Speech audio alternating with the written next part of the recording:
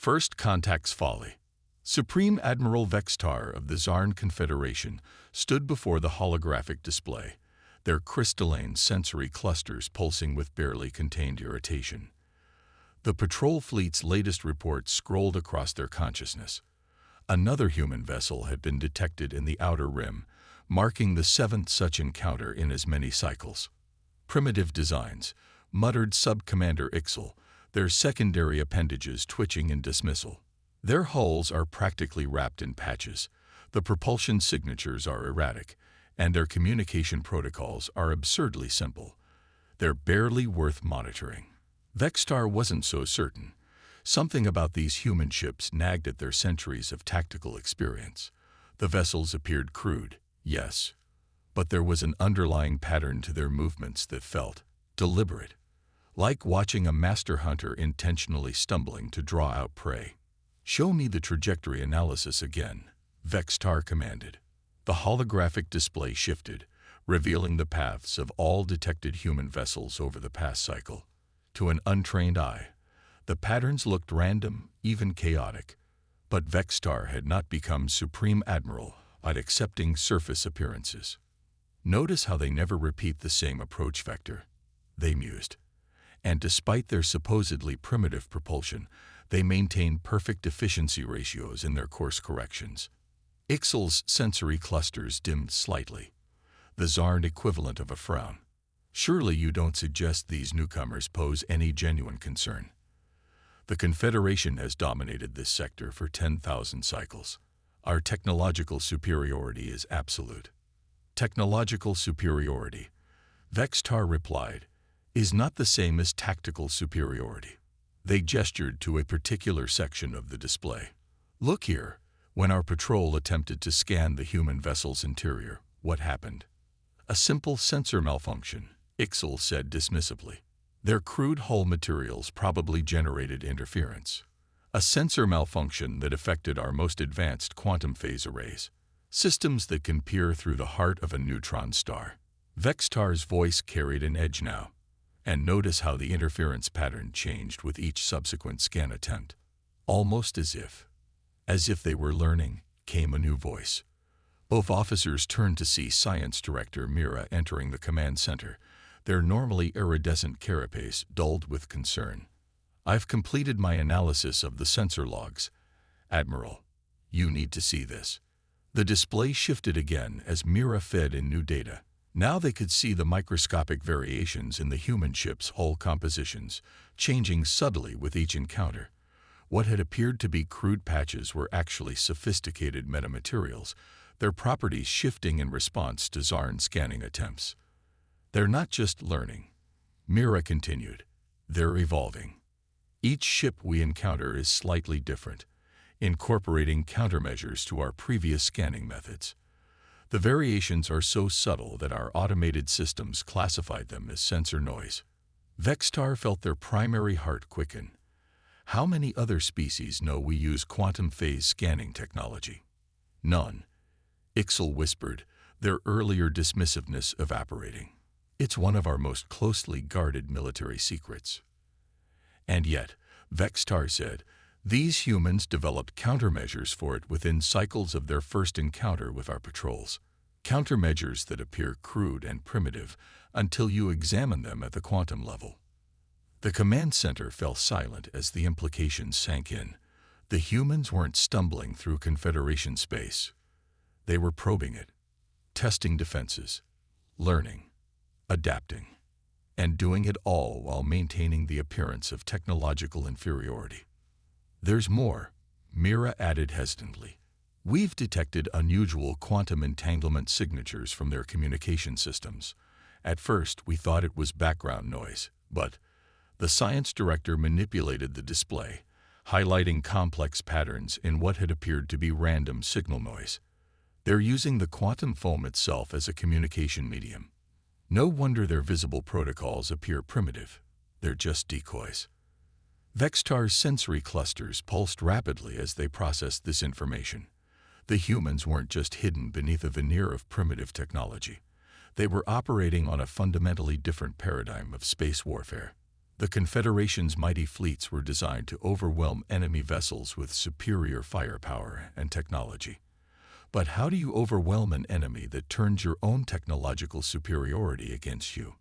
Signal the High Command, Vextar ordered. All patrols are to maintain distance from human vessels. No scanning, no attempts at communication. We need to completely reassess our first contact protocols. Surely you're overreacting, Ixal protested weakly. They're still just a young species, barely out of their gravity well. No, Vextar cut them off. There's something new. The Confederation has grown complacent in its power, Ixal. We assume that technological progress follows a linear path, that any species we encounter must be either more or less advanced along that same path. But these humans, they gestured to the display, where the patterns of adaptation and evolution were now clearly visible. These humans are walking a different path entirely, and I fear we may have already revealed far more to them than they have to us. As if to punctuate their words, a new alert flashed across the display. Another human vessel had been detected, its seemingly crude hull bristling with apparent patch jobs and jury-rigged systems. But now, viewing it through the lens of their new understanding, Vextar saw it for what it truly was, a masterpiece of adaptive engineering, as far beyond their understanding as their quantum technology was beyond simple radio. Send word to all outposts, Vextar commanded. The humans are not to be underestimated. They're not primitive, they're not simple, and they're certainly not inferior. They are something else entirely, and we need to be very, very careful about how we proceed. The command center hummed with activity as orders were relayed. But Vextar continued to study the display, their mind racing with implications. The Confederation had ruled space through technological superiority for 10,000 cycles. But now they faced a species that didn't even seem to operate on the same technological principles. A species that could take the Confederation's most advanced scanning systems and turn them into learning opportunities. For the first time in their long career, Supreme Admiral Vextar felt something they had almost forgotten. Fear, not of the humans' weapons or their ships, but of their potential. Of their ability to look at the established rules of space warfare and simply ignore them, create their own path. The game had changed, and Vextar wasn't entirely sure the Confederation even knew the new rules yet. But they were certain of one thing. Underestimating these humans would be the greatest mistake the Confederation could make. The only question was whether they had already made it. As they watched another patrol fleet's report come in, Vextar made a decision. The Confederation needed to change its approach entirely. Because these humans weren't just another spacefaring race to be dominated or intimidated. They were something entirely new, and in all their millennia of space warfare, nothing terrified a military commander more than something new. The silent pattern. High Analyst Kesari slouched in her observation pod, surrounded by holographic data streams showing thousands of human ship movements. After Supreme Admiral Vextar's warning 3 cycles ago, the Confederation had dedicated unprecedented resources to understanding these enigmatic vessels. But the more they watched, the less they seemed to know. Another anomaly. High Analyst, her assistant's voice chimed through the neural link. Mining vessel designate HC 789, just altered course by 0.003 degrees. Add it to the pattern analysis, Kesari muttered. She'd been tracking this particular ship for days. Like all human vessels, it appeared to be exactly what it claimed. A simple resource extraction ship, its holds full of raw ore from the asteroid belt it had been working. But there was something about its movement that felt orchestrated, like a dancer following an invisible choreography. The holographic display updated, overlaying the ship's minor course correction with hundreds of similar adjustments made by other human vessels over the past cycle. Individually, each deviation was insignificant. Collectively, they formed a pattern that made Kesari's spine ridges tingle. "They're mapping us," she whispered, the revelation hitting her like a gravitational wake. Every course correction, every seemingly random wandering. They're building a comprehensive map of our sensor networks. Her assistant's confusion rippled through the neural link. But, High Analyst, we've never detected any active scanning from their vessels. How could they be mapping anything? Kesri manipulated the display, highlighting the paths of dozens of human ships. They don't need to scan. They're using our own sensor reactions to map our coverage. Every time one of their ships enters our space, our automated systems track it. The humans make tiny course corrections and observe how our sensor networks respond. It's like watching a blind person map out a room by tapping a cane. The implications were staggering. For cycles, the Confederation had assumed they were observing human ships. In reality, human ships have been observing them, building a detailed understanding of Confederation space security through nothing more than careful movement and passive observation. "Pull up the trade route data," Kesri commanded. The display shifted, showing the officially registered paths of human merchant vessels through Confederation space.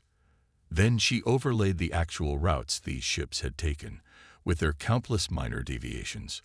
"Look at this.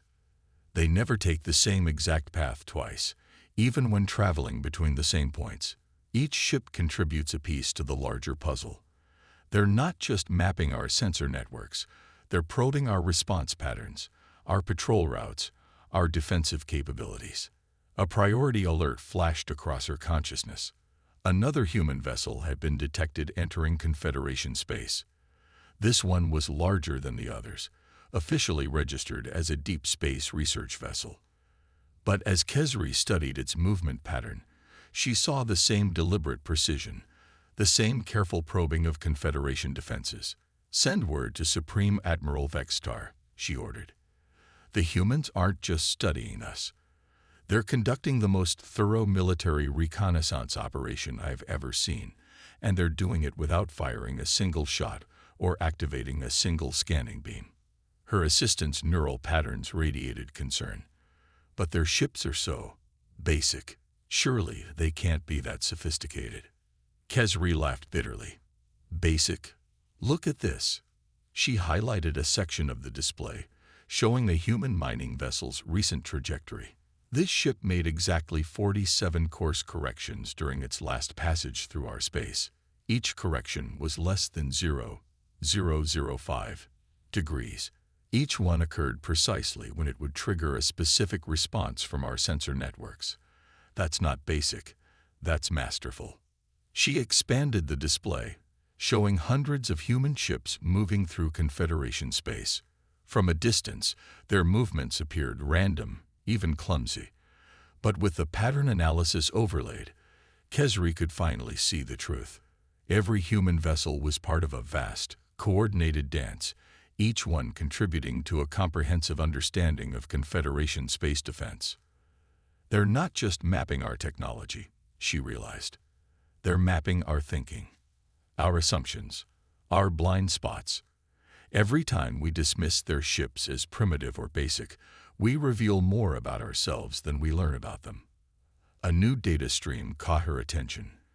Another human vessel entering Confederation space. This one moved differently, its course corrections even more precise than the others.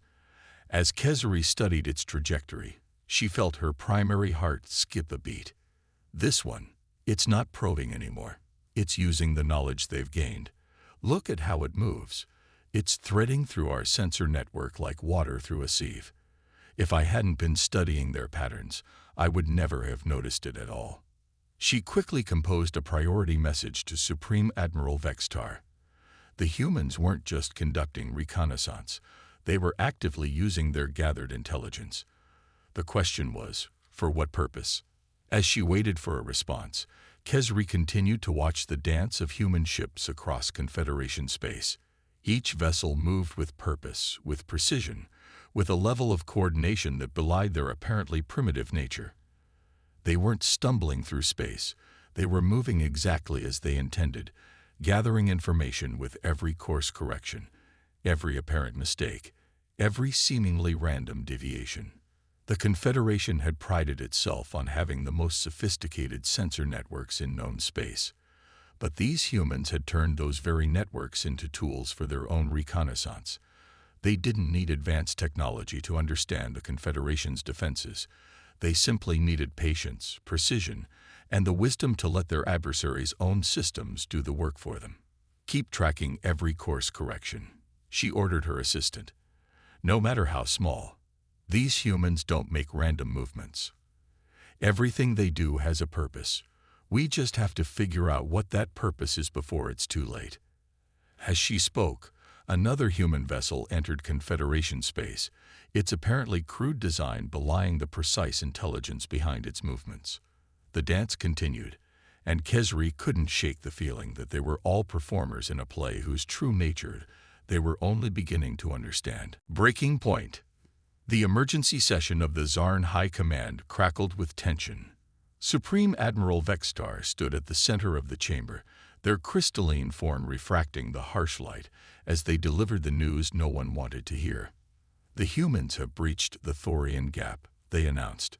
3 of their vessels crossed the boundary 6 hours ago, when our patrol fleet attempted to intercept the human ships. Vextar paused, their voice modulator crackling with distaste. "Disappeared. Disappeared." War Master Krell's massive form loomed forward. "That's impossible. Nothing can evade our quantum track sensors." "Nothing we've encountered before," Vextar corrected. "But these human ships simply ceased to exist on our scanners. No energy signature. No mass shadow. Nothing. Then they reappeared 50 light minutes away, well inside our defensive perimeter." The chamber erupted in overlapping voices.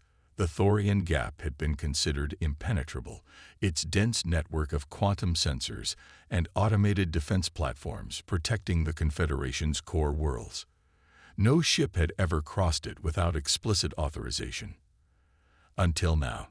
High Analyst Kesri's holographic form flickered as she joined the discussion. The pattern analysis was correct. They weren't just mapping our sensor networks, they were learning how to ghost through them. Every course correction, every seemingly random movement was teaching them how our systems work. "Then we have no choice," War Master Krell declared. "We must launch the containment fleet. These humans have proven themselves too dangerous to allow further expansion into our space." Vextar's sensory clusters pulsed with warning. "The containment fleet may not be sufficient. These humans are still primitives playing with technology they barely understand," Krell interrupted. "Yes, they found a way to slip through our sensors. But in actual combat, their ships are centuries behind ours. The containment fleet carries our most advanced weapon systems, quantum-phased shields, neural-linked targeting arrays. No human vessel could stand against them." "And if we're wrong?" Vextar challenged.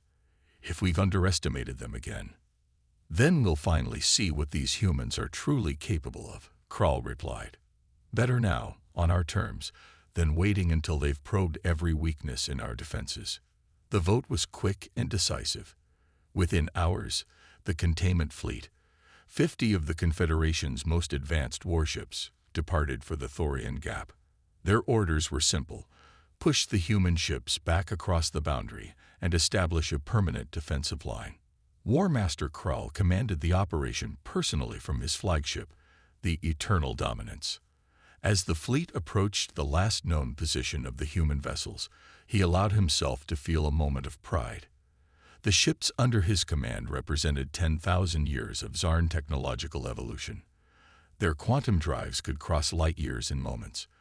Their weapons could crack planets. Their shields could withstand the fury of a dying sun. "Contact," his sensor officer announced. 3 human vessels, holding position just inside the gap. Krell studied the tactical display. The human ships looked even more primitive up close, their hulls a patchwork of materials, their drive signatures irregular and inefficient. They made no attempt to flee as the containment fleet approached. "Open a channel," Krell ordered. "Let's give them one chance to retreat." But before his communications officer could comply, the human ships moved. Not away from the containment fleet, but toward it. Their formation was strange, seemingly random, yet something about it raised Krell's battle instincts. They're on an attack vector, he realized. Raise shields. Bring weapons. The space between the fleets erupted. Not with weapons fire, but with something else. Krall's tactical display dissolved into chaos as quantum-scale distortions rippled through the void. Shield generators across the fleet screamed warnings as their carefully maintained quantum fields began to unravel. Impossible, Krall whispered. The human ships weren't attacking with conventional weapons. They were somehow disrupting the quantum foundation of Zarn technology itself. Every system that relied on quantum-level manipulation began to fail. Sir, his tactical officer's voice was panicked. We're detecting hundreds of new contacts. They're coming through the quantum distortions. The tactical display, when it finally stabilized, showed the true scale of their error. The 3 human ships had been a lure, drawing the containment fleet into perfect position. Now space itself seemed to tear open as more human vessels emerged from what should have been empty void. But these ships were different. Larger, more angular, their hulls gleaming with purpose rather than patches. All ships, open fire, Krall commanded. But the containment fleet's quantum-phased weapons, the pride of Zarn military technology, splashed harmlessly against the human vessels. Whatever disruption they had created in the quantum field made the Confederation's most advanced weapons worse than useless. The human counterattack was devastating in its precision. They didn't target the containment fleet's weapons or shields. They targeted the quantum field generators that powered all Zarn technology. Ship after ship went dark as their quantum systems failed, leaving them drifting and helpless. Status report, Krall demanded. 30% of the fleet is non-responsive, his tactical officer replied. Another 40% reporting critical system failures. The humans are. Sir, they're not destroying our ships. They're disabling them. Systematically. Krall watched in horror as his mighty fleet was dismantled piece by piece. The humans hadn't just learned to evade Zarn sensors. They had learned to neutralize Zarn technology entirely. Every proud advancement, every sophisticated system that the Confederation had developed over millennia was being turned against them. Send the signal, he ordered, his voice heavy with defeat. All ships retreat. Full emergency withdrawal. As the remnants of the containment fleet fled, Krall stared at the tactical display where the human ships held position at the edge of the Thorian Gap.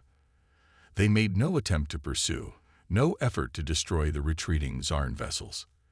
They didn't need to. They had made their point. The Confederation had launched its containment fleet expecting to swat down primitive upstarts. Instead, they had discovered that the humans hadn't been playing catch-up with Zarn technology. They had been developing ways to render it obsolete. As his flagship limped away from the battle zone, War Master Krall composed his report to the High Command. How could he explain that the most advanced fleet in known space had been defeated not by superior technology, but by an enemy that had turned their own technological superiority into a weakness? The humans hadn't just crossed the Thorian Gap. They had shattered the Confederation's fundamental assumptions about warfare, about technology, about progress itself. And Krall couldn't shake the feeling that this was only the beginning. Impossible maneuvers. The Confederation's Emergency War Council had been in session for 3 straight days when the next report arrived. The holographic displays showed a scene that should have been impossible. Human ships moving in ways that defied not just Zarn tactical doctrine, but the apparent laws of physics themselves. Play it again, ordered Fleet Commander Senna, her metallic scales reflecting the shimmer of the holographic display. The footage showed a human vessel caught between 3 Confederation cruisers. It should have been an easy kill. Instead, the human ship seemed to fold in on itself, its seemingly crude hull flowing like liquid metal. Where Confederation ships relied on quantum shields to deflect attacks, this vessel simply changed shape, presenting impossible angles to incoming fire. Every shot that should have been devastating either missed entirely or glanced off surfaces that shouldn't have existed moments before. We thought their ships were poorly maintained, covered in patches and repairs, Science Director Mira explained, their voice trembling. We were wrong. Those weren't patches. They were metamorphic segments. Their entire hull architecture is fluid, adaptable. They don't need shields because they can restructure their ships faster than we can target them. The council chamber fell silent as the implications sank in. The Confederation had spent millennia perfecting energy shields and point defense systems. The humans had taken a completely different approach, ships that could actively respond to threats by changing their physical structure. That's not the worst of it, High Analyst Kesri added, her holographic form flickering with agitation. Watch their movement patterns. The display shifted to show multiple engagements, human ships moving in ways that seemed random at first glance, but revealed terrifying precision when analyzed. They didn't just evade Confederation targeting systems, they predicted them, moving to positions where shots would miss before the weapons had even fired. They're not reacting to our attacks, Kesri explained. They're anticipating them. All those cycles spent mapping our sensor networks and studying our patrol patterns, they weren't just learning our technology. They were learning how we think. Another recording played, showing the human vessel performing what the Confederation had deemed impossible, a reversal of momentum without any visible propulsion change. The ship had been fleeing from a Zarn destroyer at maximum speed, then instantaneously reversed direction without slowing down. Their propulsion systems, Science Director Mira paused, struggling to find words. We thought they were primitive because they didn't use quantum drives. But they're not primitive. They're completely different. They're manipulating space-time itself in ways our sensors can barely detect. Fleet Commander Senna leaned forward, her scales darkening with concern. Different how? Our quantum drives punch through space-time, forcing it to bend to our will. The humans, they work with it. Their ships don't so much move through space as they convince space to move around them. It's like, Mira searched for an analogy. It's like comparing someone who breaks down a door to someone who has the key. The displays showed more footage, human ships performing maneuvers that the Confederation's best tactical AIs had declared physically impossible. They moved like water flowing around obstacles, like shadows slipping between cracks in reality itself. Here's the real problem, Kesri continued. Every time we engage them, they show us something new. These recordings are from 3 different battles, each only days apart. Look at how their tactics evolve. The Council watched as human ships demonstrated increasing sophistication in each engagement. What started as surprising but comprehensible maneuvers became increasingly alien and unpredictable. They're not just learning from each battle, Senna realized. They're teaching each other. Every engagement gives them more data, more understanding of our capabilities, and they're adapting faster than we can develop countermeasures. A new alert flashed across the displays. Another battle had begun at the edge of Confederation space. The Council watched in real time as human ships demonstrated yet another impossible capability. This time, they seemed to phase through solid matter, passing directly through a debris field that should have torn their hulls apart. How? Someone whispered. How are they doing this? I don't think it matters anymore, Senna replied grimly. We're not fighting a technological battle. We're fighting an evolutionary one. And they're evolving faster than we can comprehend. The displays showed more human ships entering Confederation space, each moving with that same fluid grace, that same impossible precision. They no longer bothered to maintain the pretense of primitive design. Their hulls shifted and flowed openly now, transforming to meet each new challenge. We built our military doctrine on the assumption that technological superiority guarantees victory, Senna continued. But these humans, they don't try to match our technology. They simply render it irrelevant. Every advantage we thought we had becomes meaningless in the face of their adaptability. Another battle recording played, showing a single human vessel dealing with a Confederation battle group. The human ship didn't fight back. It didn't need to. It simply flowed through space like water through a sieve, making every attack useless, every tactic futile. They're not trying to defeat us, Kesri realized. They're trying to teach us something. Every impossible maneuver, every inexplicable capability. They're showing us that everything we thought we knew about space warfare is wrong. The council chamber fell silent again as they watched the latest battle unfold. The human ships moved with increasing confidence, their fluid maneuvers making a mockery of Confederation tactical doctrine. They weren't just winning engagements, they were rewriting the rules of warfare itself. And as the council watched, they finally understood the true nature of their mistake. They had prepared to fight an enemy that would challenge their technological superiority.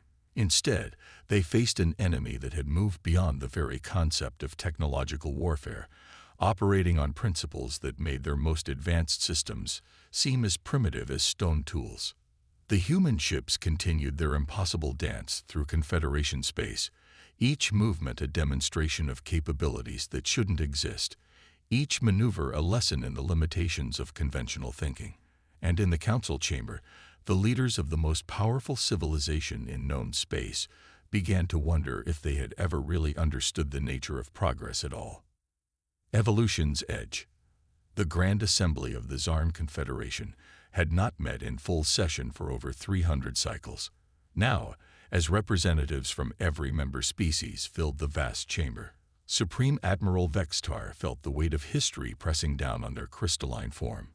The message they were about to deliver would change the course of galactic civilization forever. The humans have offered terms, Vextar announced to the assembled dignitaries. The chamber erupted in overlapping voices, some angry, some fearful, all confused. The humans had systematically dismantled the Confederation's military superiority, yet they hadn't pressed their advantage.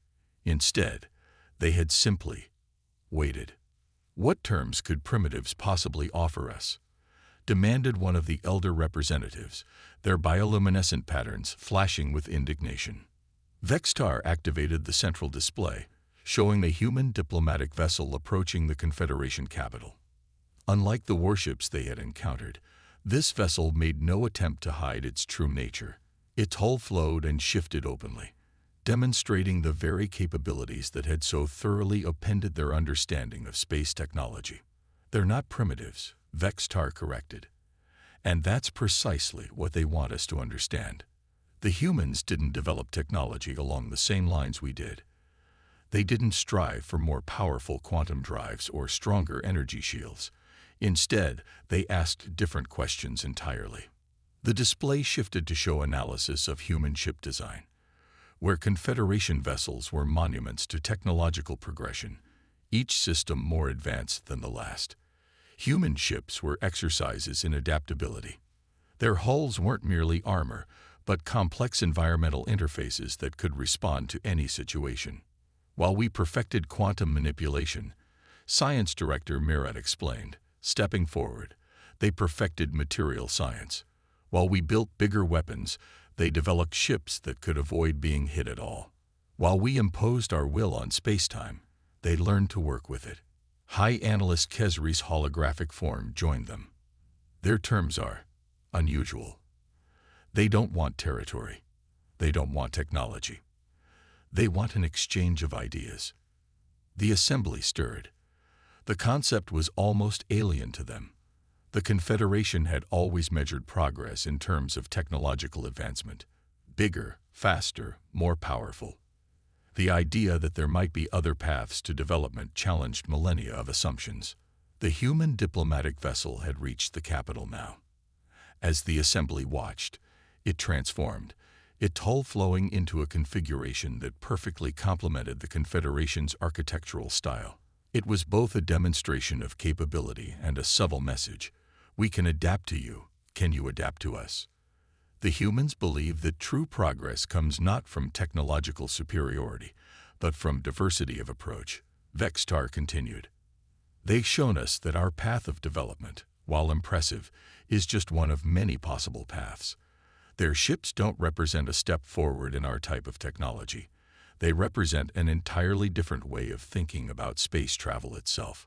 The display showed recordings from the various encounters between human and Confederation ships. But now, with their new understanding, the assembly could see what they had missed before. The humans hadn't been fighting them. They had been demonstrating alternatives. Each impossible maneuver, Each inexplicable capability was a lesson in the limitations of linear technological progression. Their offer is simple, Vextar announced. They propose a new kind of alliance, not one based on shared technology or military power, but on shared growth. They want to learn from us, even as they teach us. They believe that the greatest advances come not from competition, but from the intersection of different approaches. The assembly buzzed with discussion. For 10,000 cycles, the Confederation had defined progress in terms of technological advancement. Now they faced a species that had advanced by questioning the very nature of progress itself. But how can we trust them? Someone asked. They deceived us about their capabilities. Did they? Kesri countered. Or did we deceive ourselves? We saw what we expected to see. Primitive ships struggling to catch up to our level of technology. We never considered that they might be operating on completely different principles. The human diplomatic vessel had taken up position now, its fluid form a stark contrast to the rigid geometry of Confederation architecture. As the assembly watched, it began to emit patterns of light and energy that their sensors struggled to categorize. It wasn't communication in any conventional sense. It was a demonstration of possibilities. The humans believe that the greatest barrier to progress is not technological limitation, but conceptual limitation, Vextar explained. Their ships don't just adapt physically, they adapt conceptually. Each encounter with a new situation becomes an opportunity to evolve new approaches. The assembly fell silent as the implications sank in. The Confederation had spent millennia perfecting their technology, believing that this was the only path to advancement. The humans had shown them that technology was just a tool. The real power lay in the ability to imagine new ways of solving problems. We have a choice, Vextar concluded. We can cling to our assumptions about progress and technological superiority, or we can embrace this opportunity to learn a different way of thinking. The humans aren't offering to share their technology. They're offering to share their perspective. The human vessel continued its silent demonstration, its form flowing through configurations that challenged the assembly's understanding of what was possible. It wasn't showing off. It was inviting them to imagine different possibilities, to question their assumptions about the nature of progress itself. As the assembly debated, Vextar watched the human ship and reflected on how thoroughly it represented everything they had learned. It wasn't just a vessel. It was a physical embodiment of a different way of thinking about space, about technology, about progress itself. And perhaps that was the humans' greatest achievement. Not their adaptable ships or impossible maneuvers, but their ability to show others that there were always different paths forward, always new ways of thinking about old problems. The future of the Confederation, and perhaps of galactic civilization itself, would be decided not by who had the most advanced technology, but by who could adapt to new ways of thinking. The humans had shown them that true evolution wasn't about becoming more powerful. It was about becoming more adaptable. And as the assembly moved toward their decision, the human ship continued its fluid dance in space, a living reminder that the greatest frontiers weren't out there in the galaxy, but in the way they chose to think about exploring it.